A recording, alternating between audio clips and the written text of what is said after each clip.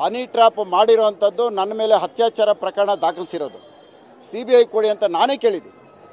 ವಿಧಾನಸೌಧದ ಸಭೆಯಲ್ಲಿ ಕೇಳಿರೋವಂಥದ್ದು ಇದು. ಇವತ್ತೆಲ್ಲ ಹೊರಗಡೆ ಮಾಧ್ಯಮಗಳ ಮುಖಾಂತರ ನಾನು ಹೇಳಿಲ್ಲ. ಮುಖ್ಯಮಂತ್ರಿಗಳಿಗೆ ನೇರವಾಗಿ ಕೇಳಿದ್ದೀನಿ. ನ್ಯಾಯ ಎತ್ತಿಡಿಬೇಕು ಅನ್ನಂಗಿದ್ರೆ ಇದನ್ನು CBI ತನಿಖೆ ಕೊಡಿ ಅಂತ ನಾನು ಕೇಳಿದ್ದೀನಿ. ಆದರೆ CBI ತನಿಖೆಗೆ ಕೊಡೋಕ್ಕೆ ಇವರು ಸಿದ್ಧವಾಗಿಲ್ಲ. ಯಾಕೆಂದರೆ CBI ತನಿಖೆ ಕೊಟ್ಟರೆ ಇವರ ಸರ್ಕಾರ ಇರೋದಕ್ಕೆ ಸಾಧ್ಯನೇ ಇಲ್ಲ. ಯಾಕೆಂದರೆ ರಾಜಣ್ಣ ಅವ್ರು ಏನು ಹೇಳಿದ್ದಾರೆ, 48 ಜನ ಜಡ್ಜ್ಗಳಿದ್ದಾರೆ ಮತ್ತು ರಾಜಕಾರಣಿಗಳಿದ್ದಾರೆ. ರಾಜಣ್ಣ ಅವ್ರನ್ನ ಕರ್ಕೊಂಡೋಗಿ ಫಸ್ಟು ಸುಮೋಟೋ ಕೇಸ್ ಬುಕ್ ಮಾಡಿಕೊಂಡು ಮಂಪರ್ ಪರೀಕ್ಷೆಗೆ ಹಾಕಿ ಆ 48 ಜನ ಯಾರು ಅನ್ನೋದು ಅವರಿಂದ ಬಾಯಿ ಬಿಡಿಸ್ಬೇಕು. ಇದು ವಿಧಾನಸಭೆ ಒಳಗಡೆ ಕೊಟ್ಟಿರೋಂಥ ಹೇಳಿಕೆ. ಇದನ್ನು ಸುಮೋಟೋ ಬುಕ್ ಮಾಡಬೇಕು. 48 ಜನ ಏನು ಹುಡುಗಾಟ ಅಲ್ಲ. ಇದನ್ನು ಹಿಂಗೆ ನಾವು ಮುಚ್ಚಿಟ್ರೆ ಇನ್ನೂ ನಾಳೆ ಏನೇನು ಬೇಕಾದ್ರೂ ಆಗ್ಬೋದು. ಇದನ್ನು ಮುಚ್ಚಿಡೋಂಥ ವಿಷಯ ಅಲ್ಲ, ಎಲ್ಲ ಹೊರಗಡೆ ಬರಬೇಕು.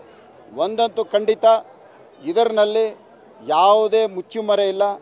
DK ಶಿವಕುಮಾರ್ ಅವರೇ ಇದಕ್ಕೆ ನೇರ ಹೊಣೆ.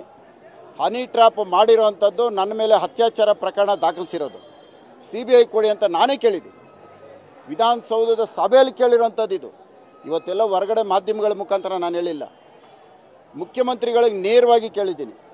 ನ್ಯಾಯ ಎತ್ತಿಡಿಬೇಕು ಅನ್ನಂಗಿದ್ರೆ ಇದನ್ನು CBI ತನಿಖೆ ಕೊಡಿ ಅಂತ ನಾನು ಕೇಳಿದ್ದೀನಿ.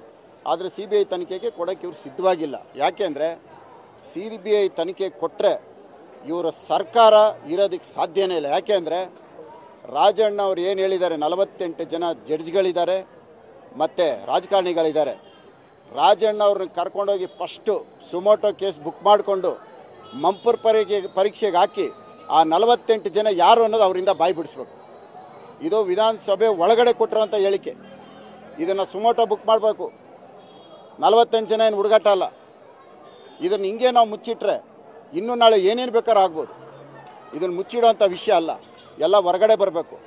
ಒಂದಂತೂ ಖಂಡಿತ, ಇದರಲ್ಲಿ ಯಾವುದೇ ಮುಚ್ಚುಮರೆ ಇಲ್ಲ. DK ಶಿವಕುಮಾರ್ ಅವರೇ ಇದಕ್ಕೆ ನೇರ ಹೊಣೆ.